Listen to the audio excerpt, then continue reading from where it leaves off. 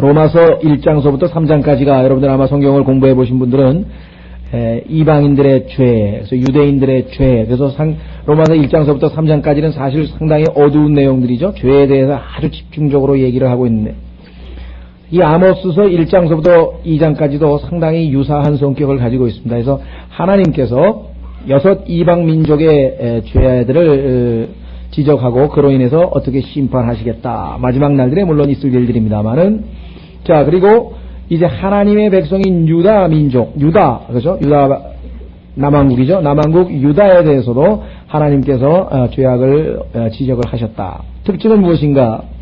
이방 민족에 대해서는 그들의 부도덕성이라든가 그들의 잔인함이라든가 그들의 비인간적인 것이라든가 그와 같은 것들에 대한 지적이지만 주로, 물론 그것도 하나님의 백성인 이스라엘 백성에 대한 대할 때 그런 짓을 했다는 건데요. 하나님의 백성인 유다 왕국에 대해서는 유독 하나님께서 하나님의 말씀, 율법, 하나님의 그 명령에 대한 잘못된 태도에 대한 심판을 하신 것을 우리가 보게 됩니다. 반면에 북왕국 이스라엘은 남왕국 유다보다는 죄악에 있어서 훨씬 더 심도가 깊었었던 것이었죠. 그래서 7가지 죄악을 지적을 하고 계시는데, 지난 시간에 우리가 첫 번째 하나님께서 지적하신 죄악까지 공부를 했습니다. 아모스서 2장으로 가겠습니다. 아모스서 2장.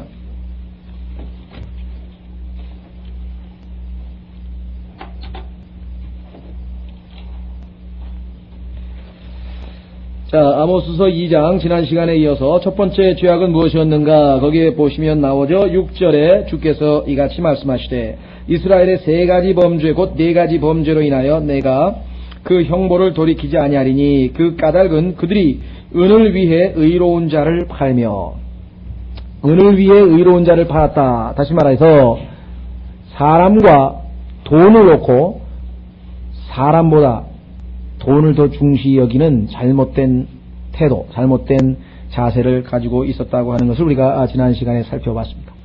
배금주의라고 우리가 보통 얘기를 했죠. 맘몬, 돈을 섬기는 것. 신약 성경에는 분명하게 말씀하시기를 돈을 사랑하는 것이 모든 악의 뿌리라고 성경에서 분명하게 말씀을 했습니다. 그래서 성경의 여러 곳에서 우리는 사람들이 돈과 사람을 놓고 돈을 더 사랑하는 문제들을 살펴봤었죠. 자, 오늘은 두 번째입니다. 비슷한 말씀인데요. 신 한 켤레를 위해 가난한 자를 팔았기 때문이니라. 여기 보시면은 신 한 켤레를 위해라고 할 때 그 영어로 단어가 보면 이게 for인데요. for a pair of shoes라고 되어 있는데, 얼핏 보면은 신 한 켤레를 위해 가난한 자를 팔았기 때문이라 그러면 신 한 켤레를 사고 싶어서 그렇게 좀 들리죠? 그래서 제가 보기에는 번역상의 오류는 아닌데 조금 원래 이 의도가 좀 전달이 잘 안 되는 거 아닌가. 그래서 신 한 켤레로 이렇게 하면 어떨까 싶어요. 그러니까 그 무슨 소리냐면요, 가난한 사람을 지금 도와줘야 되는 입장입니다. 그 무슨 소리냐면은 여러분들이 룻기를 기억을 해보시면은 룻의 그 남편 되는 사람이 일찌감치 죽었죠. 그 다음에 그 나오미의 그 시어머니 된 나오미의 남편도 일찌감치 죽었습니다. 그래서 아버지도 죽고 아들도 죽었어요. 그러면 그 하나님이 주신 그 유업을, 그렇죠, 그 유업을 누구 친척이, 제일 가까운 친척이 소위 말하면 되사야 됩니다. 이게 물은다는 말을 옛날 성경에는 썼는데, 그래서 그 유업이 유지되도록, 그죠, 상실이 안 되고 유지되도록 하면서, 그래서 이제 룻이라고 하는 여인을 보아스가 아내로 맞이하게 되고 그 재산을 다 유지시켜 주잖아요. 그래서 자손을 계속해서 이제 소위 말하면 대를 잇게 해주는 그러한 내용이 나오는데, 그때 보아스가 첫 번째 가까운 친척이 아니고 보아스보다도 더 가까웠던 친척이 한 사람이 있었습니다. 그러니까 순서가, 우선순위가 누구에게 주어지냐면은 그 죽은 남편의 제일 가까운 친척서부터 그 권리가 있어요. 그런데 처음에는 응할 것처럼 하다가 가만히 보니까 그 집 자기가 돈 내서 이 땅을 다 사줘야 될 거 아니에요. 그뿐만 아니라 그 여인하고 혼인을 해가지고 그 대를 이어주고 결국은 가만히 계산해 보니까 자기로서는 손해보는 일 같거든요. 그래서 이 사람이 나는 못하겠다 이렇게 얘기를 했습니다. 그러면은 보아스가 그러면 나에게 권리를 넘기는 거냐, 그렇다 이거예요. 그런데 그 권리를 남에게 넘기려고 할 때에 이스라엘 백성의 풍습이 뭐냐, 그러면 신발을 벗어주는 거예요. 신발을 벗어주면은 그 권리를 넘기는 거예요. 그러면 사실은 어떻게 돼요? 하나님의 말씀에 따르면은 자기가 그 나오미와 그 다음에 룻의 모든 그 유업을 돈을 내서 사고 그 두 여인을 먹여주고 입혀주고 재워줘서 이제 소위 말하면 그 가족의 일원으로 대를 이어주고 이런 역할을 해야 되는데 그게 하기 싫어가지고 하나님께서 시키신 그 일이 싫어가지고 신발을 벗어가지고 여기서 그러니까 신발 한 켤레로 가난한 자를 팔았다고 하는 그 얘기가 바로 여기에서 나오는 겁니다. 그래서 한 구절 더 찾아보죠. 시편 60편 8절에 보면은 소유권 이전을 할 때 사용하는 방법이 신발 벗어주는 거예요. 이게 풍습이 약간 재밌죠?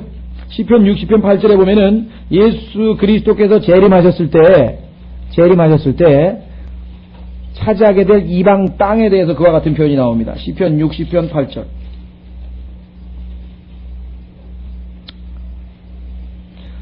예수님께서 재림하시게 되면은요, 이 땅을 다 차지하시게 되는데요. 그때 여기 보시면 6절, 시편 60편 6절. 하나님께서 자신의 거룩하심 속에서 이르시되 내가 기뻐하리라. 내가 세겜을 나누며 숫꽃 골짜기를 측량하리라. 자, 나누고 측량하는 것도 여러분들 여호수아서에서 보시면 다 뭐 하는 겁니까? 유업을 차지하는 거잖아요. 상속, 유업. 자, 길르앗이 내 것이요 7절. 므낫세가 내 것이며 또한 에브라임은 내 머리의 힘이요 유다는 나의 법을 주는 자로다. 모압은 내 목욕통이라. 그 다음에 내가 에돔 위로 뭐라 그랬습니까? 내 신발을 던지리라. 그래서 에돔이 이 소유권이 바뀌게 되는 것에 대한 언급이 나옵니다. 그래서 뭐 풍습에 관한 것이기 때문에요. 그래서 역시 이스라엘의 두 번째 죄는 은을 위해 의로운 자를 파는 소위 말하면 물질 숭배인 것 같으면은 마찬가지입니다. 본질에 있어서는 신 한 켤레로 가난한 자를 팔았기 때문이라 이렇게 나와 있습니다. 그렇죠? 예. 자, 세 번째는요, 역시 같은 내용인데요. 그들이 가난한 자의 머리 위에 있는 땅의 티끌을 탐내며. 자, 이게 무슨 소리냐? 일종의 약간은 그 비꼬는 방식으로 지금 말씀을 한 건데요.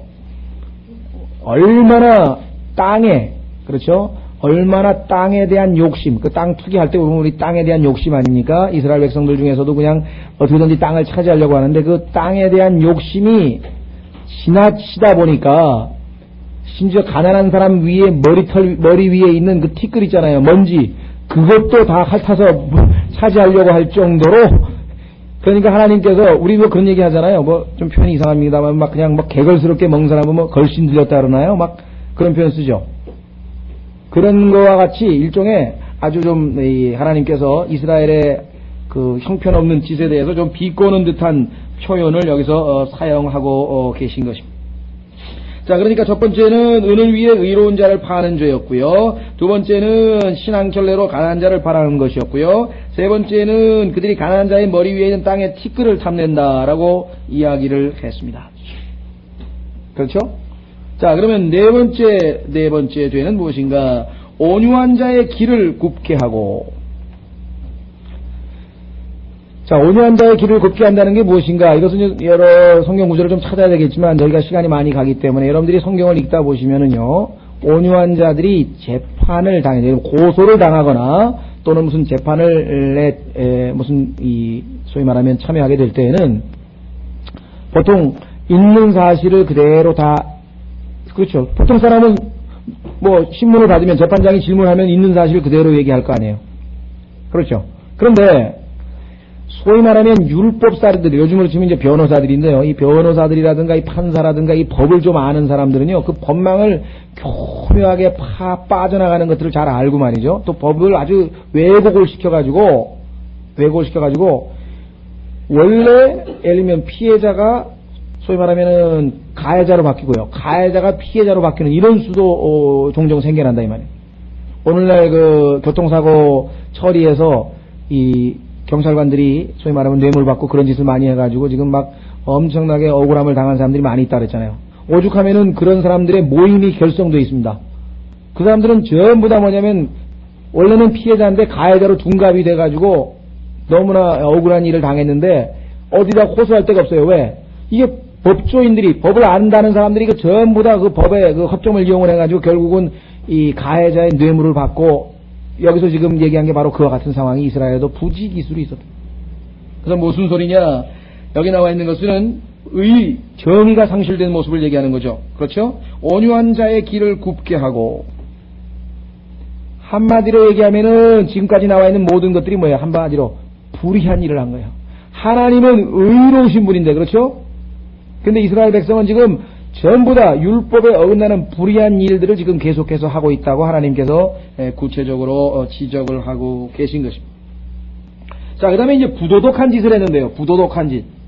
자, 불의한 짓뿐만 아니라 그 다음에 내용은 부도덕한 짓인데, 자, 한번 보십시오. 한 남자와 그의 아버지가 같은 젊은 여자에게로 들어가 내 거룩한 이름을 더럽히려 하며. 성경 때도 이런 참 입에 담기 어려운 민망한 이야기들이 성경에 기록되어 있는가. 아담의 타락상이 어느 정도인가를 우리가 깊이 알고 있는 사람들은 성경의 이와 같은 기록들에 별로 놀라지 않습니다. 그러나 자기 의로 이런 일도 있나 싶은, 그렇게 이제 오해하는 경우가 종종 있죠. 자, 우리는 이미 소위 말하면 근친상간이라고 하는 문제에 대해서 말씀을 한번 드렸었습니다. 롯, 그렇죠? 롯이 자기의 두 딸과의 사이에서 암몬과 모압 족속에 대해서 이미 하나님께서 심판하신 것을 이미 우리가 앞서서 살펴봤었고, 주님께서 마지막 날들이 노아의 때와 같다. 그럼 노아의 때에 일어난 일은 무엇입니까? 천사들이 낯선 육체인 사람의 딸들, 하나님의 아들들이 사람의 딸들과 교접을 했던 것이고, 그것이 다니엘서에는 뭐라고 되어 있냐면은 그들이 사람의 씨와 섞일 것이요, 이렇게 기록이 되어 있다고 말씀을 드렸었죠. 네. 자, 그러면 롯의 때에는 또 어떤 일이 벌어졌습니까? 소돔과 고모라에서는 소위 말하면 이제 동성애들이 있었죠, 그렇죠? 네. 그 다음에는 짐승과의 교접이라는 게 있었다. 마지막 때에 특히 교회가 휴거되고 난 이 땅의 대환란 때에 소위 말하는 도덕적 타락의 가장 두드러진 특징은 무엇이냐? 그것은 좁게 얘기하면은, 우리가 넓게 얘기하면은 폭력과 섹스라고 했어요. 그렇죠? 예. 이 두 가지가 창세기 6장에 있었던 문화적인 전반적인 특징이었고, 그 문화가 지금 이 교회 시대의 말미에 살고 있는 우리 시대를 지금 휩쓸고 있다라고 지금 이 말씀을 드린 적이 있었습니다. 그렇죠. 그래서 사람들에게 지금 관심은 학교 폭력, 가정 폭력, 하여간 무슨 폭력 문제를 누가 해결할 것인가에 대한 초미의 관심을 가지고 있고요. 그렇죠. 예, 그 다음에 이제 이 성도덕에 대한 문제입니다. 그 중에서도 아까 얘기한 것처럼 근친상간이라는 문제가 심각하게 대두되고, 그 다음에 이제 짐승과 수간이라고 하는 게 비스티얼리티라고 그러고 인세스트가 두 가지 문제가 대두가 될 것을 이미 말씀을 드렸었습니다. 고린도전서에 보면은 바로 자기 아버지의, 그렇죠, 아내와의 관계가 있어서 그 문제로 교회가 당연히 징계를 내렸어야 되는데 교회가 징계하지 않은 문제를 놓고 사도 바울이 아주 이 고린도 교회에 대해서 질책하는 것을 보게 되죠. 그렇죠? 자, 그러니까 아담의 타락한 본성이 어느 정도에까지 미칠 것인가를 한번 여러분들이 생각을 한번 해 보시기를 바랍니다. 고린도 교회가 세워졌던 당시의 역사 기록을 보면은요, 고린도 교회의 그 우상 숭배하는 소위 말하면 제단이 있을 거 아닙니까? 그리스의 신들을 섬기는 그러한 제단에 보면은 1000명의 소위 말하면 성전 창녀들이 있었다고 이렇게 기록이 나와 있습니다. 사랑의 신이라고 하는 그들이 섬기는 그 신 이름이 뭐냐? 아프로디테라고 그러죠. 아프로디테. 이 그리스 신화에 나오는 사람들은 문학에서는 아프로디테를 막 아주 그냥 상당히 아주 긍정적인 면으로 묘사하지만, 아프로디테라고 하는 것은 성경적으로 아주 이 큰 음녀 바벨론과 연관이 되어 있습니다. 뿐만 아니라 그 아프로디테의 별명이라 그럴까요? 또 다른 이름, 그저 이제 쉽게 부르는 또 다른 이름이 있는데, 그 이름이 뭐냐면 포르네예요. 포르네. 이 포르네라고 하는 그 아프로디테의 이 별명에서 만들어진 단어가 포르노예요. 포르네라고 하는 이름에서 나온 거예요. 요즘에 얘기하는 포르노라고 하는 것이 바로 거기에서 나온 것을 우리가 알게 됩니다. 자, 그래서 이 부도덕. 여기 나와 있는 내용은요, 여러분들이 구약의 레위기, 신명기에 자세히 나와 있는데 이미 저희는 이 종말론 공부를 하면서 여러 번 공부를 했기 때문에 오늘 그 문제를 깊게 다루지는 않겠습니다. 다른 테이프 같은 데서 많이 이미 다루었기 때문에. 자, 그 다음에 8절에 또 모든 제단 옆에서 전당 잡은 옷 위에 스스로 눕고. 자, 이 얘기는 뭐냐, 여러분들 아마 구약의 이 내용을 알고 있는 분들은 쉽게 이해를 할 터인데요. 한번 확인해 보겠습니다. 예.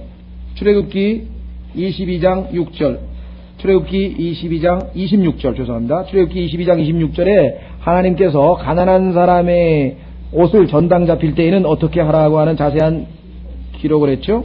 출애굽기 22장 26절.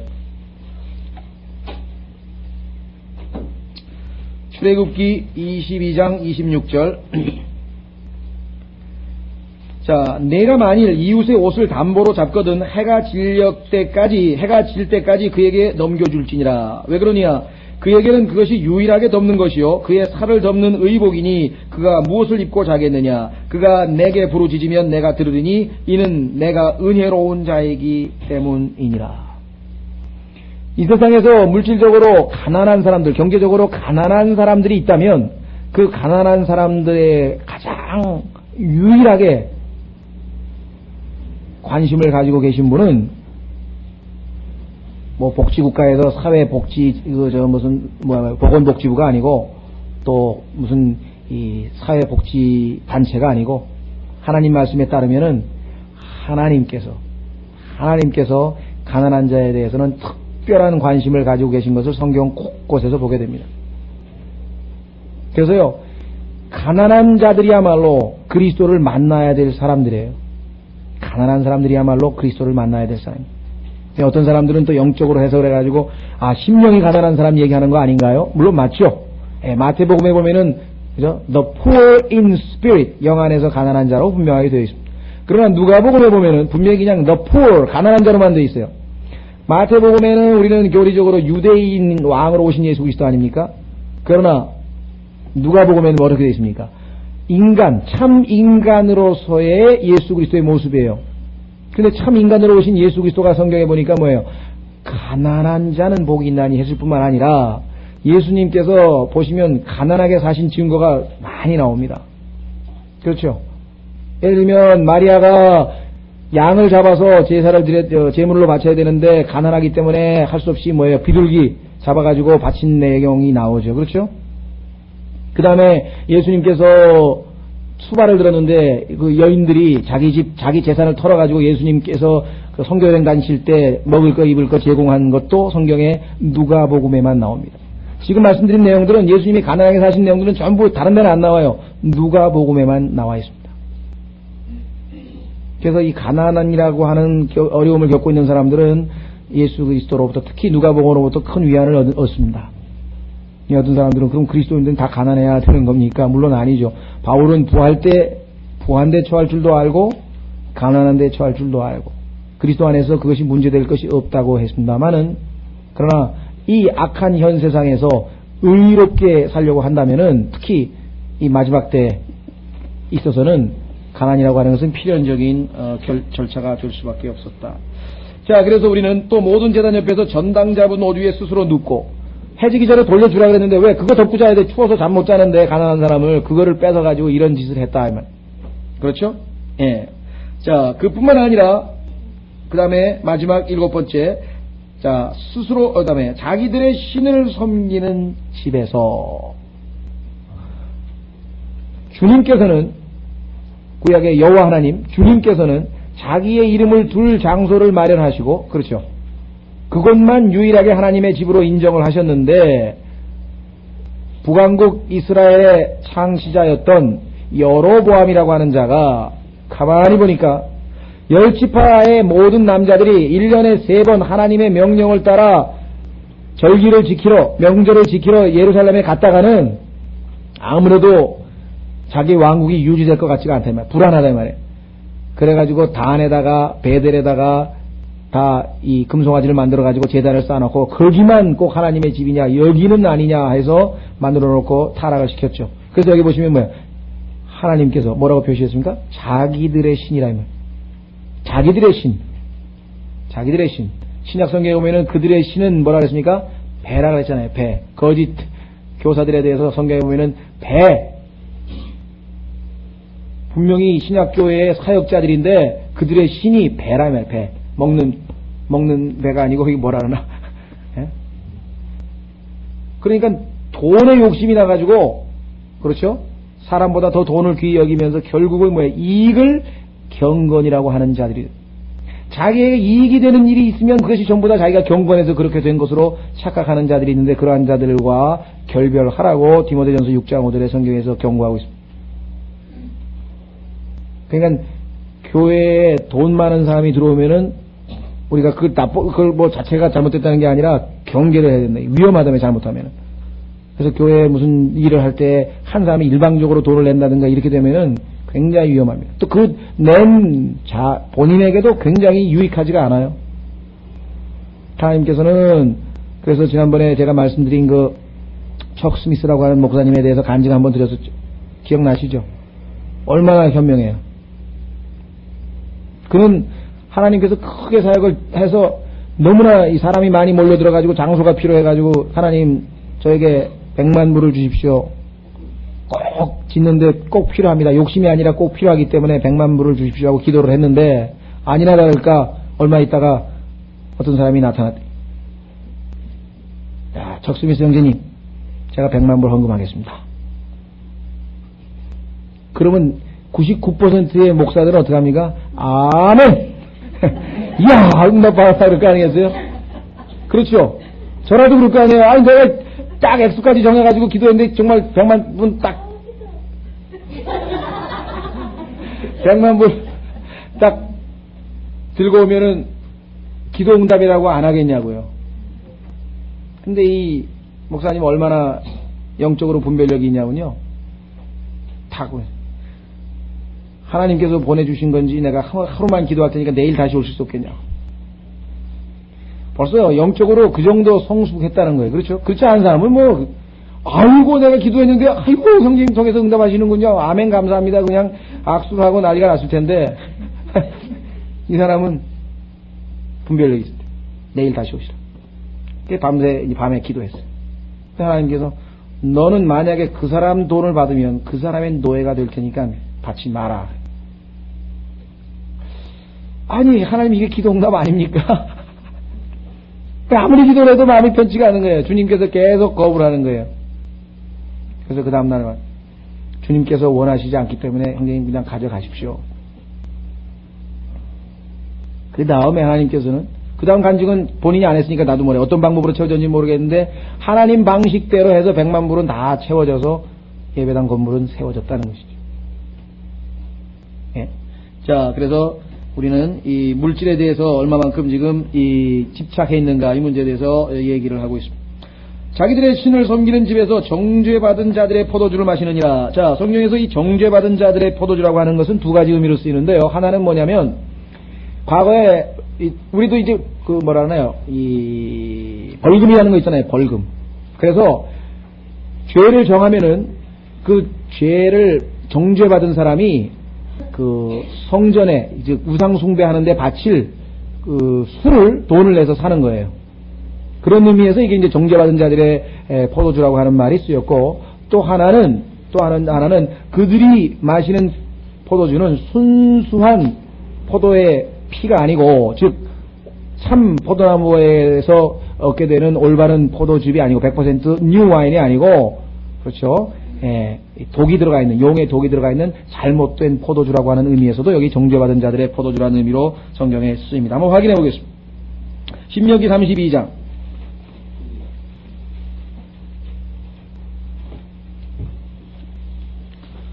아마 우리 주변에 가장 이 포도주와 관련지어서 그리스도인들에게 우리가 좀 생각해야 될 것은 두 가지인 것 같아요. 과거에 제가 학교에 있을 때 이제 뭐랄까요, 회식이라나요? 식사들 하러 가게 되면은 다들 이제 술 한 잔씩 하잖아요. 저보고도 술 한 잔 권한다고요. 김 선생도 좀 마시라고. 그러면 제가 저는 안 마십니다. 그러면 꼭 좀 유식한 사람이 하나 있어요. 그래가지고 예수님도 다 포도주는 드셨는데 또 그래요. 어디서 그랬습니까? 성경에 있잖아요. 어디 좀 펴서 보여주십시오.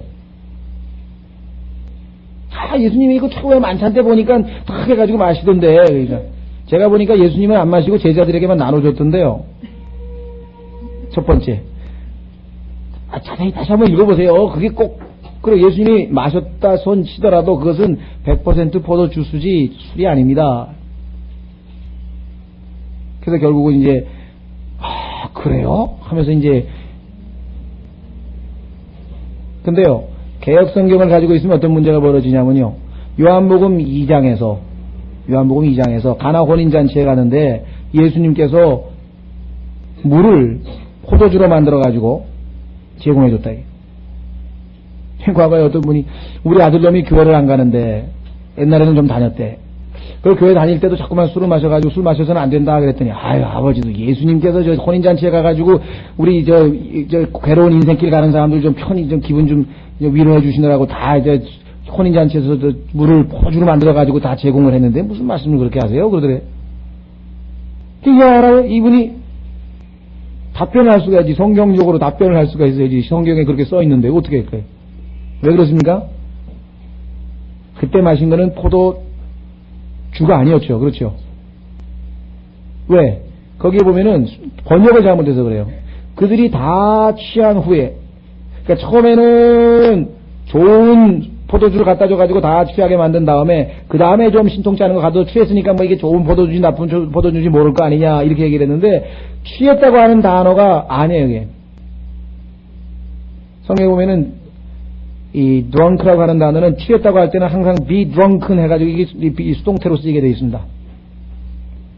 그래서 거기에 보면은 그 be drunken 수동으로 되어 있는 게 아니라 과거 완료로 되어 있어요. 다시 말하면 그들이 충분히 마신 다음에, 그러니까 좋은 품질의 포도주스는 다 충분히 마신 다음에 이제 좀 질 떨어진 걸 가져다 주는 거다 이렇게 됩니다. 그래서 이 포도주와 관련 지어서는요 아주 여러 가지 에피소드가 많습니다.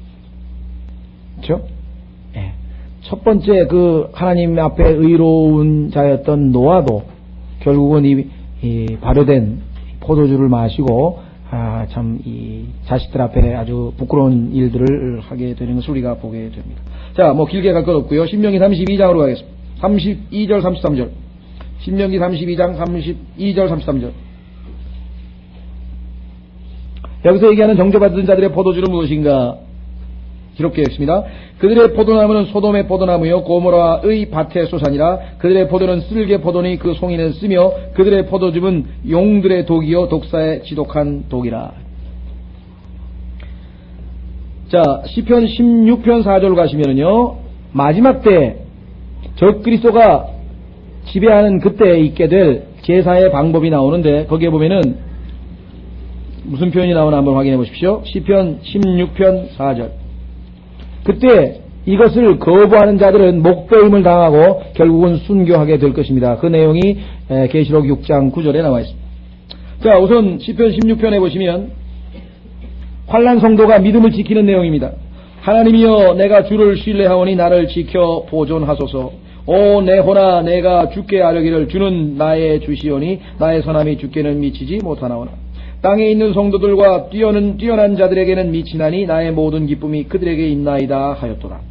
4절 보십시오. 서둘러 다른 신을 따르는 자들은 고통이 더욱 많을 것이라. 환난 때 짐승의 표를 받거나 아니면 우상을 숭배하거나 특히 물론 여기 때는 적그리스도에 대한 신앙 고백이죠.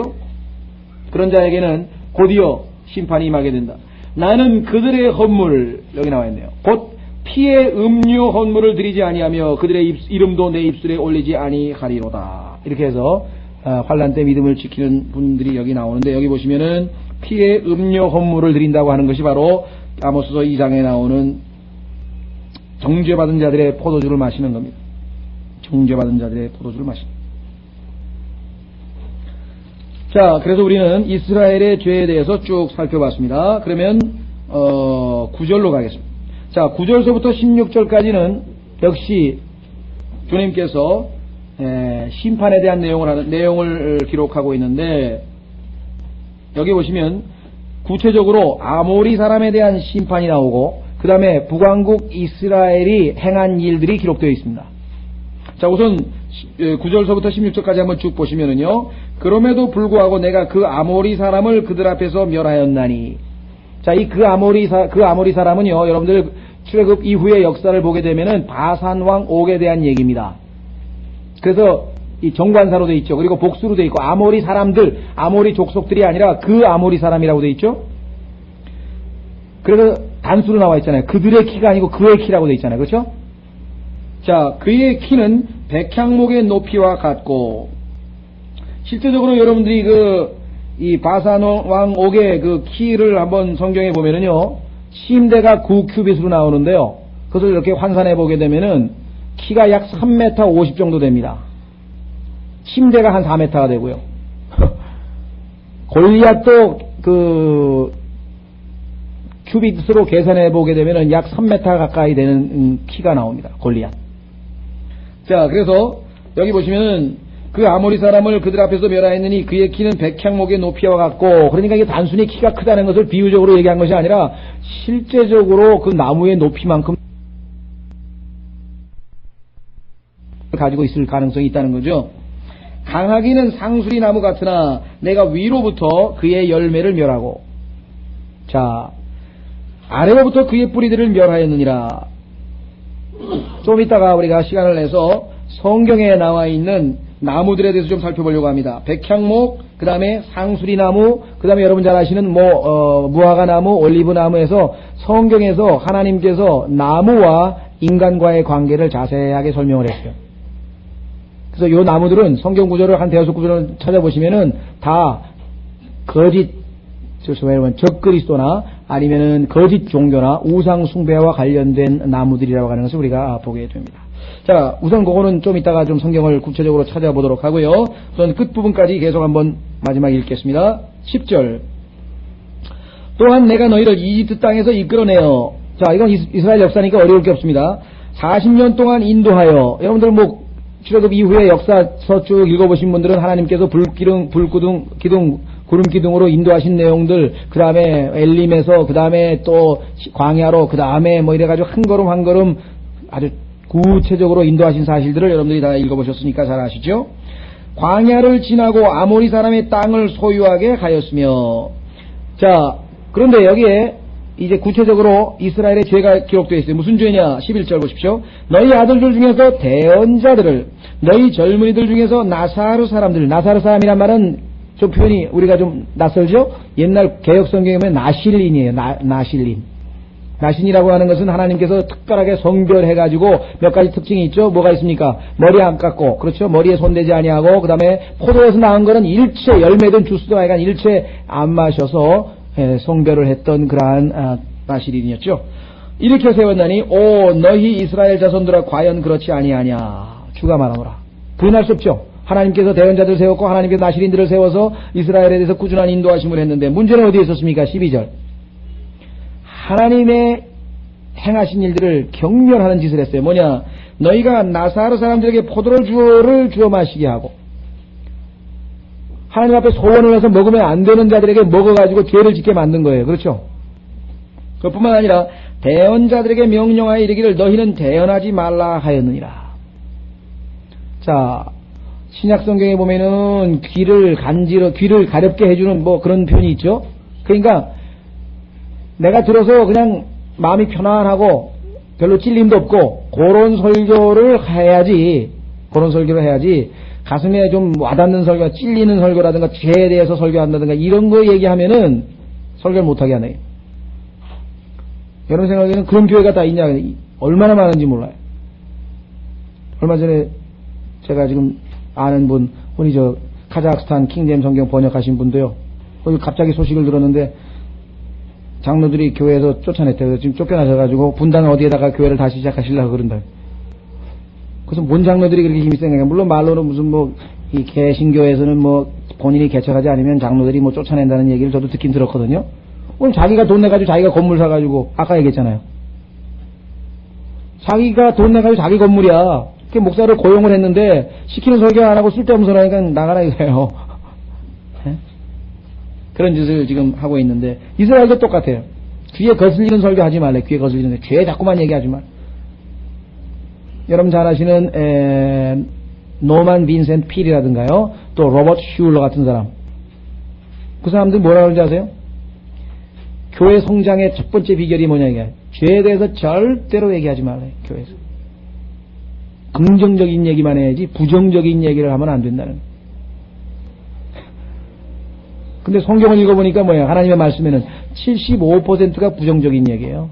죄, 심판, 경고, 책망, 그 다음에 위로, 은혜, 사랑, 이거 25%밖에 안 돼요. 그래서 여러분들에게 늘 말씀드렸죠? 프란시스 셰퍼라고 하는 복음 전도자가 얘기하기를, 오늘날의 복음은 벽치기와 같다. 공을 던지면 퉁 튕겨나오네. 전구, 왜? 사람들은 지금 마음이 열려서, 소위 말하면, 죄 문제가 지적이 되고 그 죄로 말미암아 그가 뭐예요? 무너져야 하나님의 복음에 들어갈 수 있는 구멍이 생기는데 죄 문제를 전혀 언급을 안 하는.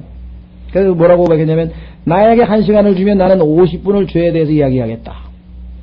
그 사람이 하나님 앞에 죄인이라고 하는 것을 깨닫는 순간 나는 10분 안에 그를 하나님의 사랑으로 충만하게 채워줄 수 있다. 이렇게.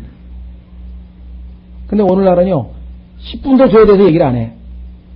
무리둥실이라가, 우리들 다 죄인이죠? 그렇죠? 예. 뭐 우리 다 죄인이잖아. 인간이 뭐 죄인이지 뭐. 그렇게 해가지고서는 그냥 얼로 물어가지고서는 하나님 앞에 그 사람과 그 사람, 하나님 사이에 맺혀 있는 그 죄가 정확하게 지적이 되어야만 그가 하나님 앞에, 구세주가 필요한 존재구나. 이걸 깨달을 텐데, 그걸 깨달을 못하겠네. 그래가지고, 그 죄를 위해서 말이야, 죄를 없애기 위해서 예수님이 다 죽으셨고 다 해결해놨거든. 그냥 다 용서가 됐어. 이제 믿기만 하면 되는 거야, 이제. 이래가지고 그냥 사탕 발린 복음을 전해. 자, 예수님은 어떻게 했어요? 우물가의 여인을 만나서 물 한 컵 달라. 인사말은 해야지, 그렇죠? 다짜고짜로 붙자마자 예수 믿으시오! 참나가! 지옥가! 뭐 이래가지고 그냥, 그거는 비인격적인 것이고요. 우리는 인격을 대하기 때문에 외치는 스트리트 프리칭은 강력하게 우리가 하지만은 1대1로 우리가 복음 전할 때는 그 사람의 인격을 존중해야 되잖아요. 들어줘야 되고, 그죠? 예수님도 뭐예요? 물가에서 물 한 컵 달라. 아니, 유대인이 어떻게 이제 사마리아나하고 얘기합니까? 그러면서 얘기를 하시다가 한 단계 더 내려가서 그 다음에 종교 얘기를 하더래. 우리 조상 야곱은 뭐, 하니까 예수님께서 하나님을 경배할 때가 오나니 곧 지금이라 영과 진리로 경배하는 자여야 된다 하고 딱 얘기를 하니까 뭔가 좀 상당히 이제 깊이 있는 얘기로 들어갔죠. 그러니까 바로 뭐예요? 그물 좀, 그 생수를 나도 좀 주십시오. 예수님께서 뭐라고 말씀하세요? 여기 있다, 받아라. 이게 아니라 이 말이에요. 왜? 죄 문제가 해결되지 않고서는 결코 하나님을 만날 수가 없어요. 왜? 그것이 하나님과 우리 사이를 갈라놓은 것인데. 그래서 그 여인의 죄에 대해서 지적을 하는 거예요. 네 남편을 데리고 와라. 남편이 없나이다. 그 말이 맞다 하면서 예수님께서 결국은 뭐예요? 그 여인으로 하여금 점점 깊이 들어가서 하나님의 앞에서 뭐예요? 있는 모습 그대로 자기의 모습이 다 드러나서 결국은 뭐예요? 죄인이라고 하는 사실을 영 안에서 깨닫게 만든 거죠. 그렇죠? 그리고 나서야 그가 하나님 앞에 죄인이요 구세주가 필요하다는 사실을 알고 그럴 때 예수님께서 생명수를 제공을 하시는 것입니다. 우리가 복음을 열심히 전하고 알려줘야 되는 것은 꼭 필요하지만 가볍게 피상적으로 그저 그냥 공식 외에 가지고 그냥 착착 1. 사형리 하나님께서 당신에게 좋은 계획을 가지고 계십니다. 2. 당신은 죄인입니다. 3. 그래서 4. 예수님을 영접하면 됩니다. 딱 따라하십시오. 그러면 구원받았습니다. 그냥 구령표에다가 한 명 올려가지고 그다음에 어떤 사람은 안 하는 것보다 낫지 않습니까? 안 하는 것보다 나을 수도 있고 못할 수도 있어요. 왜? 그 사람이 구원을 못 받고 그냥 형식적으로 영접 기도를 했는데 구원받은 것으로 착각해가지고 가면은 마음 밭이 다 망가져 버린 거예요. 그 다음에는 복음을 전해도 이제 딱딱하게 굳어가지고 안 들어갈 수도 있다고요. 잘못하면. 다 하는 거야. 그 1번이 하나님께서 우리에게 좋은 계획을 가지고 계시고 있다 그거지. 2번은 그 다음에 이제 내가 죄인이라는 그거 아니야? 다 왜 이제. 하도 많이 얘기를 하면. 자, 대연하지 말라. 하나님 말씀을 우리가 특히 이 부정적인 메시지에 대해서는 얼마나 거부감이 심한지 모릅니다. 자, 13절 보라 곡식단을 가득히 실은 수레가 무겁게 눌림같이 내가 너희 밑에서 무겁게 눌렸나니. 하나님께서요 이 사람들을 독수리가 날개 위에 자기 새끼들을 아는같이 그렇게 데리고 다녔는데 얼마나 죄의 짐을 더 쌓고 하나님께 나중에는 뭐라고 하냐면은 무겁게 눌렸다고라고까지 고백을 해요. 하나님의 마음이 짓눌리는 거예요. 왜? 자기 백성들이 거룩지 못한 삶 속에서 점점 더 타락하고 차마 보고 있을 수가 없을 정도의 상황까지 된 것을 말씀하고 있습니다. 그러므로 빠른 자도 도망하지 못하고 강한 자도 자기 힘을 강하게 하지 못하며 힘센 자도 자신을 건지지 못하고 활을 다루는 자도 서지 못하고 못하며 발이 빠른 자도 자신을 건지지 못하고 말을 타는 자도 자신을 건지지 못하며 용사들 중에서 용감한 자도 그날에는 뭐예요? 주님께서 오셔서 심판하시는 그날에는 벌거벗은 채 도망하리라 주가 말하노라. 자, 우선 그러면은 구체적으로 9절서부터 좀 보겠습니다. 왜냐하면 마지막 때에 있게 될 현상들 중에 아주 중요한 현상들이 지금 9절에 나와 있습니다. 자, 그럼에도 불구하고 내가 그 아무리 사람을 그들 앞에서 멸하였나니 그의 키는 백향목의 높이와 같고 강하기는 상수리 나무 같으나. 자, 그러면은 여기에 거인 하나가 등장하는 거죠. 거인 하게 되면은 어디에 등장합니까? 처음에 창세기 6장에 등장합니다.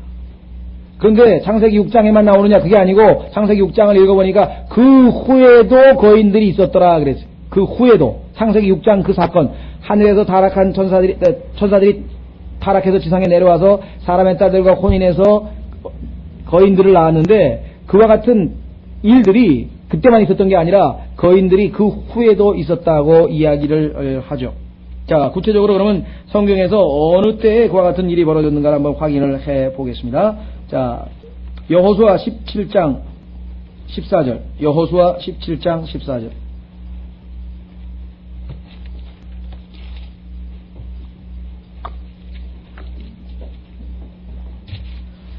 여호수아 17장 14절. 요셉 자손이 여호수아에게 말하 이르되 주께서 지금까지 내게 복을 주심으로 내가 큰 백성이 되었거늘 어찌하여 당신이 내게 한 목만 상속으로 주시나이까 하니. 여호수아가 그들에게 대답하되 내가 큰 백성이므로 숫자가 많으니까 에브라임 산이 내게 너무 좁을진데. 자, 나무가 많은 지역으로 올라가 브리스 족속과 거인들의 땅에서 너를 위하여 나무를 베어내라. 자, 그러면은 여기에 거인들의 땅이 있죠. 거인들의 땅에는 뭡니까? 많은 나무가 있네요. 자, 하나님께서 이스라엘 백성에게 유업으로 주신 땅을 점령하러 가는데 여호수아가 그때 누가 있다고요? 거인들이. 자, 여호수아는 예수 그리스도를 예표하죠. 예수 그리스도께서 재림하실 때 이 땅에 뭐가 있다고요? 거인들이. 자, 그 다음에 위치는 나무가 많은 지역이라고 했습니다. 16절. 요셉 자손이 이르되 그 산은 우리에게 넉넉하지도 못하고 골짜기 땅에 거하는 모든 가나안 족속에게는 베스안과 그 주변 고을들에 거하는 자든지 예스르엘 골짜기에 거하는 자든지 다 철병거가 있나이다 하매. 자, 거인, 다음에 나무가 많은 숲, 그 다음에 뭡니까? 여기 나와 있는 것 중에서 예스르엘 골짜기. 예스르엘 골짜기, 아마겟돈 전쟁이 일어나게 될 장소인데요. 예스르엘 골짜기. 그 다음에 네 번째는 철병거. 이 네 가지 요소가 나올 때 보면은 예수 그리스도의 재림으로 말미암아 이 땅을 심판하시는 그때입니다. 성경 곳곳에서 이와 같은 문맥이 나올 때마다 여러분들이 한번 앞뒤 문맥을 보면은 분명하게 드러나는 것을 보게 됩니다. 그래서 이 철이라고 하는 것은 처음에 두발가인서부터 나오죠. 철을 다루는 자. 그 다음에 가인이 뭐예요? 가인이라고 하는 단어의 이름이 철창이라는 뜻이잖아요. Iron Spear. 그렇죠. 그 다음에 아까 얘기했던 바산왕 옥, 아모리 사람, 적그리스도를 예표하고 있는 그의 침대가 무슨 침대입니까? 철 침대 아니에요. 철 침대. 철. 요번에 이라크 전쟁에서 사용했던 그 포탄이나 이런 거 다 뭐로 만듭니까? 철로 철. 뿐만 아니라 다니엘서에 보게 되면은 맨 마지막 왕국, 적그리스도의 왕국에는 철이 절반이고 진흙이 절반이고, 그런데 진흙은 인간이 만들어져 흙. 그런데 철은 뭐예요? 성경에 보니까 적그리스도와 거인족과 연관이 되어 있죠. 그래서 초자연적인 어떤 존재가 인간의 씨와 섞인다 그랬어요. 그들이 사람의 씨와 섞일 것이요라고 기록되어 있는 다니엘서는 그들이 누구냐면 바로 앞에 나와 있는 철이에요. 철. 대명사가 받는 게 철이라고요. 철이 사람의 씨와 섞인다고 되어 있어요. 이와 같은 현상들이 일어나게 될 것을 성경에서 말씀하고 있습니다. 자, 그래서요, 우리 이 거인에 대해서는요, 성경에 자주 등장하는데 찾지는 않겠습니다. 민수기 13장에 보면은 이스라엘 백성들이 스파이로 점탕꾼을 보냈더니 거기 가서 보고를 할 때 뭐라 했습니까? 얼마나 그들이 큰지 우리가 그들 앞에는 메뚜기 같다고 얘기를 했죠. 예. 그렇죠? 예. 그 다음에 아까 사무엘상 17장에는 바산 왕 옥이라고 하는 자가 나온 것을 제가 이미 말씀을 드렸었고요. 자, 그런데 바산 왕 옥이에요. 그가 철침대를 가지고 있었고 키는 9 규빗, 4m 가까이 된다고, 3m 50 정도 가까이 된다고 말씀을 드렸는데, 이 바산이라고 하는 단어가 성경에 보면은 역시 마지막 시대와 연관이 있어요. 누구냐? 예수 그리스도께서 십자가에 달리셨을 때 바산의 황소들이 나를 찔렀나이다. 여러분들 그것이 비유적인 것이 분명하죠? 실제적으로 예수님 당시에 바산의 황소들이 찔렸습니까? 아니죠. 자, 한번 확인해 보겠습니다. 분명하게 예수님께서는 자기가 바산의 황소들이 자신을 찔렀다고 말씀하셨는데, 시편 22편, 메시아 시편이죠. 그 유명한 메시아 시편, 시편 22편. 어떻게 메시아 시편인지 알 수 있는가? 예수님께서 십자가에 달리셨을 때 하셨던 그 말씀, 시편 22편 1절, 나의 하나님이여 나의 하나님이여 어찌하여 나를 버리셨나이까? 어찌하여 나를 멀리하여 돕지 아니하시며 나의 울부짖는 말을 듣지 아니하시나이까? 자, 그런데 밑으로 내려가 보십시오. 어디에 바산의 황소란 말이 나옵니까? 예, 12절에 많은 황소들이 나를 에워싸며 바산의 힘센 황소들이 나를 둘러싸고. 자, 이 소가 여러분들 잘 아시는 것처럼 네 그룹 중에 하나를 예표하고 있고, 그룹이 소와 연관이 있는 것을 우리는 잘 알고 있죠. 자, 그런데 골로새서로 가보세요. 골로새서에 가면은 우리의 눈으로는 보이지 않지만 예수 그리스도께서 십자가에 달리셨을 때 영적인 존재들, 즉 바산의 황소라고 묘사되어 있는 영적인 존재들이 예수 그리스도를 얼마만큼 조롱하고 핍박하고 괴롭힌 것을 보게 됩니다. 골로새서 2장.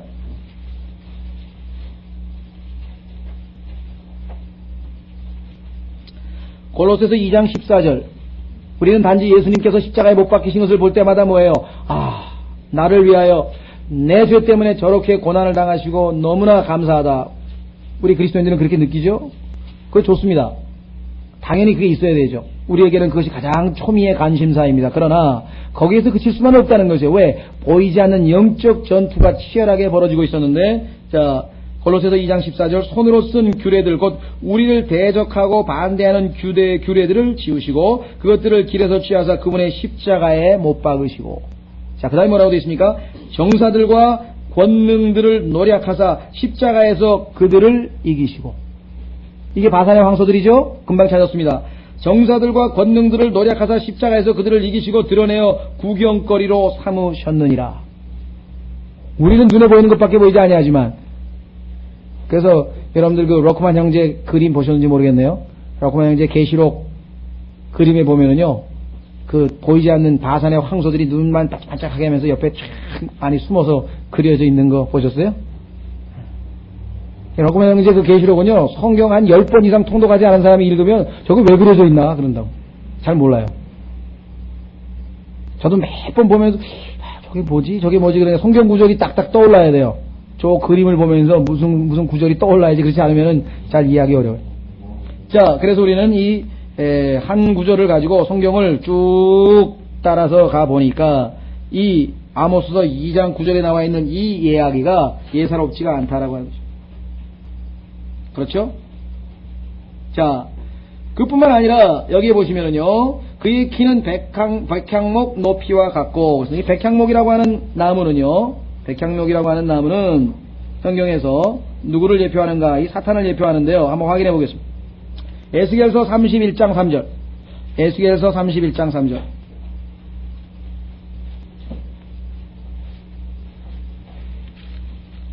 오늘 아마 성경 공부가 좀 상당히 뭐라 그러나요? 우리가 얘기하는 의로운 말씀, 좀 어려운 말씀들이네요. 그렇죠?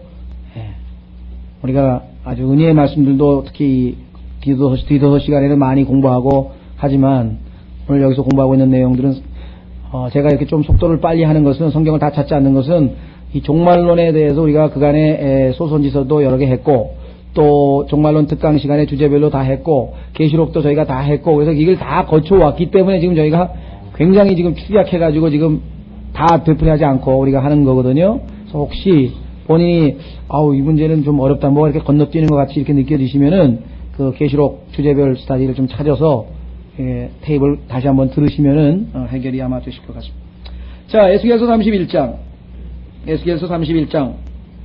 3절.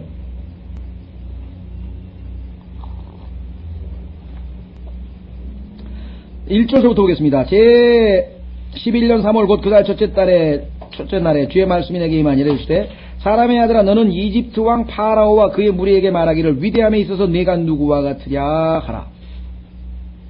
이집트 왕 파라오인데 3절에 보니까 보라 그 아시리아 사람은, 여러분 나중에 이집트 역사에서 보시면은요 이집트가 아시리아 제국의 지배를 받았던 시절이 있었습니다.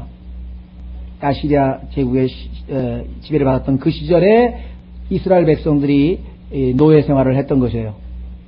그래서 거기에 보시면 그런 얘기 나오죠. 파라오가 가만히 있어보자, 이 노예들이 잘못하면 우리보다 더 숫자가 많아지겠다 그랬어요. 상식적으로 생각해보세요. 만약에 당시에 이집트의 민족이 이집트를 다스리고 있었다면 어떻게 아무리 노예가 숫자가 많이 늘어나도 이집트 민족보다 많아지겠어요. 그게 아니고 점령군으로 와있던 아시리아의 그 통치하는 사람이 얼마 안 됐을 거 아니에요. 그래서 그들에 대한 언급이라는 것을 우리가 여기서 확인을 하게 됩니다. 자, 그래서 그때 바라오는 아시리아 사람인데요. 그 아시리아 사람은 레바논의 백향목이니, 여기 나와 있네요. 그 가지들은 아름다우며 가리는 그늘이 있고 키가 크며, 자, 거인과 관련되어 있죠. 그 꼭대기는 굵고 큰 가지들 사이에 있도다. 물들이 그를 크게 하며, 자, 여러분들 물들에 대해서는 이미 계시록 17장에서 공부했죠. 뭡니까? 많은 민족들이죠. 물들에 대해서는 성경이 이미 우리 계시록에서 공부를 했다 이 말. 기품이 그를 높이 세우고 자기 강들로 하여금 사방에서 그의 초목들 주변을 흐르게 하며 작은 강들을 내보내어 들의 모든 나무에게 이르게 하였느니라. 그러므로 그의 높이가 들의 모든 나무보다 높게 되고, 나중에 여러분들 계시록 13장 9절에 보면 그들이 누굴? 용을 경배하더라 그랬죠. 그의 큰 가지들이 번성하며 물들이 많으므로, 계시록에서 물들에 대한 언급 나왔죠. 그의 작은 가지들이 뻗어나가 길게 되었더니 하늘의 모든 날 짐승이 그의 가지들에 자기 둥지를 만들고 들의 모든 짐승이 그의 작은 가지들 밑에 자기 새끼를 낳으며 모든 민족이 그의 그늘 밑에 거하였도다. 여러분들을 아마 이 구절을 읽으면서 그 마태복음 13장에 나오는 그 얘기하고 비슷하네. 마태복음 13장에 나오는 그 얘기죠. 여러분 잘 아시는 비유, 그렇죠? 예수님께서 말씀하신 거 한번 확인해 보겠습니다. 마태복음 13장.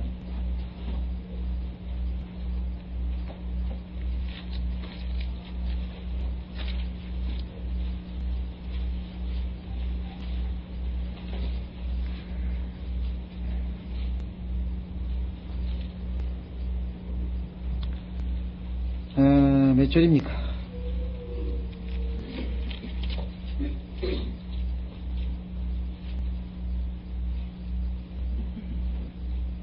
예, 가만있어 봐. 몇 절이죠?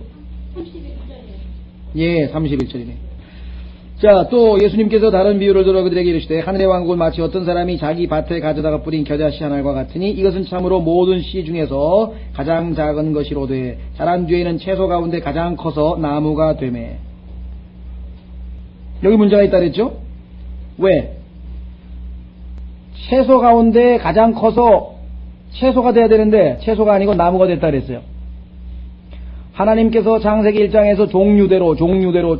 근데 여기는 뭔가 심각한 변질이 발생했죠? 그래서 교회의 타락에 대한 언급이죠. 그래서 예수 그리스도의 몸된 교회, 순결한 처녀가 뭐가 됐습니까? 큰 음녀 바벨론으로 변질되어 버린 상황을 여기서 이렇게 묘사하고 있다고 말씀을 드렸습니다. 자, 채소 가운데 가장 커서 나무가 되며 공중의 새들이 와서 마귀들이잖아요. 그 가지에 깃들이 느니라. 그 말씀을 하셨습니다. 자, 그래서 우리는 이 백향목에 대해서 한번 찾아봤고요. 그 다음에 아모스서 2장으로 다시 오면은 그 다음 나무 상수리나무죠. 상수리나무. 이 상수리나무는 성경에서 어디서 제일 등장하냐면요, 야곱이 베델로 올라가면서 자기 가족들이 가지고 있는 모든 귀걸이 이런 거 다 우상 같은 거 다 뺏어가지고 묻었는데, 그래야 이제 하나님 앞에 이제 경배하러 가잖아요. 마음에 우상을 품고 올라갈 수 있나요? 그래서 다 버리고 이제 새 출발하는 의미에서 이제 그 베델로 올라가는데, 가나안으로 돌아와서 그때 거기 성경에 보면은 상수리 나무 밑에 묻었더라 이렇게 되어 있어요. 자, 그렇다면 왜 상수리 나무가 언급이 되어 있는가? 성경에 보니까 상수리 나무는요, 성경에서 마귀 숭배와 연관이 되어 있습니다. 한번 확인해 보겠습니다. 호세아서 4장 13절. 바로 그 몇 장 앞으로 넘기시면은요, 호세아서 4장 13절.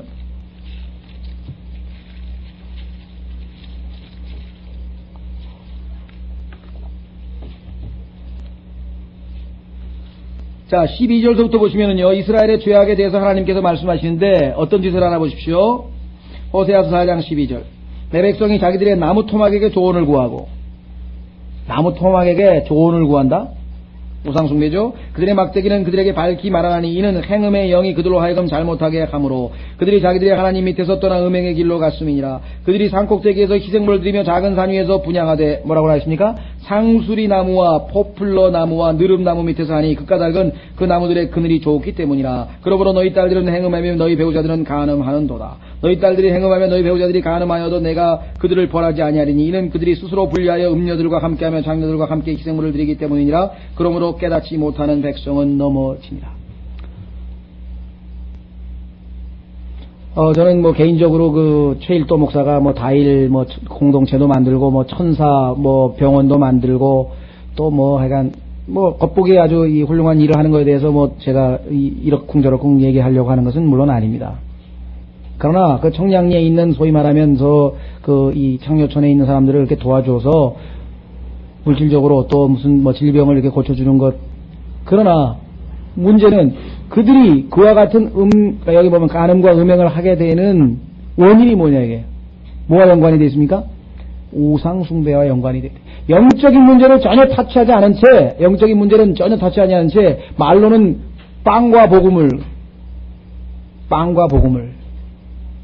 근데 빵만 낼름 받아먹고요, 복음은 안 받아들여요. 그 복음을 받아들더라도 어떻게 받아들입니까? 미안하니까. 그렇죠, 미안하니까. 한국에 있는 선교사들이, 특히 러시아의 선교사들이 그런 얘기를 하더라고요. 필리핀도 마찬가지만요. 가면은요, 한국에 있는 선교사들은 아예 선교를 하러 간 게 아니라, 빨리 결과를 보고해야 선교헌금도 더 나오고 뭐가 좀 자기도 유능한 선교사로 인정을 받으니까, 가가지고 그냥 돈을 뿌린다는 거예요. 그래서 러시아 사람들 요즘 가난하잖아요. 그럼 교회에서 준다 그러면 그냥 큰 몰려온대요. 그래가지고 모두 받아가고 그냥. 그럼 그냥 가가지고 1년도 안 되는데 200명, 300명 모인다는 거예요. 그 중에 3명도 거듭나지 않았다는 거예요. 3명도 거듭나지. 복음을 받아들이면은 그에게 온 우주의 주인이신 예수 그리스도를 준 겁니다. 그럼 그 다음에는요, 그분께서 성경에 뭐라 그랬어요? 먹을 것과 입을 것을 주신다 그랬고, 책임지신다 그랬고, 그것을 물론 주님께서 교회를 통해서 하실 수 있을 거예요. 그렇죠. 자, 이스라엘의 여기 지금 역사를 보시면은 항상 두 가지가 맞물려 있다라고 하는 것을 우리가 성경을 통해서 알 수가 있습니다. 예, 이 외에도 우리가 성경에 보면은 푸른 나무란 말이 나옵니다. 푸른 나무 밑에서 성경에 나올 때마다 찾아보면 전부 다 가짜 종교예요. 그 다음에 월계수, 이 적그리스도에 대한 얘기입니다. 월계수. 시편 37편에 나오고요. 그 다음에 로마서 11장에 보면은 이스라엘이 뭐라 그랬습니까? 올리브나무죠? 나중에 참 올리브나무가 되는데 그전에는 무화과 나무가 돼서 저주를 받았죠? 이 바람이만 무성하고 열매가 없었어요. 또 우리 이방인들은 뭐라고 얘기했습니까? 야생 올리브나무였는데 접붙임을 받았다고 성경에 이야기를 했고. 그렇죠. 예수님께서 어떤 사람이 눈을 뜨게 해주셨더니 예수님께서 뭐라고 얘기했어요? 뭐가 보이느냐? 그랬더니 사람들이 나무처럼 걸어가는 것이 보이나이다. 나무와 사람과의 관계. 그렇죠. 천년왕국 때는 나무의 수명처럼 되죠, 우리도? 900살, 800살, 100살짜리가 어린애라 그랬으니까. 세상 사람들도요, 보통 이게 족보 그릴 때 보면 패밀리 트리라 그래가지고, 패밀리 트리라 그러잖아요, 트리. 족보 이렇게 그릴 때, 그죠? 그래서 성경에서 하나님께서 나무를 인간에다가 빗대어서 말씀하신 것. 누가복음에 보면은 푸른 나무에게도 이리 하거늘 마른 나무에게는 어찌하랴 하면서 예수님께서 나무에 대한 언급을 하게 되는 것을 보게 되죠. 그래서 우리는 그냥 얘기하는 게 아니라 하나님께서 성경에서 인간을 나무에다가 빗대서 얘기했다. 우리 그리스도인들에게 잘 적용할 수 있는 건 뭡니까? 시편 1편 아니에요. 그렇죠. 강가에 심기운 나무처럼 성령께서 우리 안에서 충만해서 생수의 강이 넘쳐흐르면 어떻게 됩니까? 열매를 맺잖아요. 그렇죠? 예. 그래서 우리가 성경을 통해서 여기 나무와 인간과의 관계를 좀, 사실 이거 아까 얘기한 것처럼 푸른 나무, 그 다음에 월계수나무, 이거 성경을 다 찾자니까요.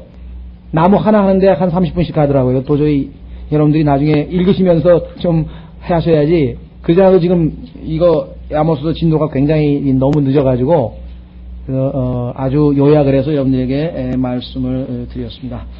다음 시간에 10절서부터 조금 더 보완을 해서 6절까지 마치도록 그렇게 하겠습니다. 좀 쉬었다가 우리 디도서 공부하겠습니다.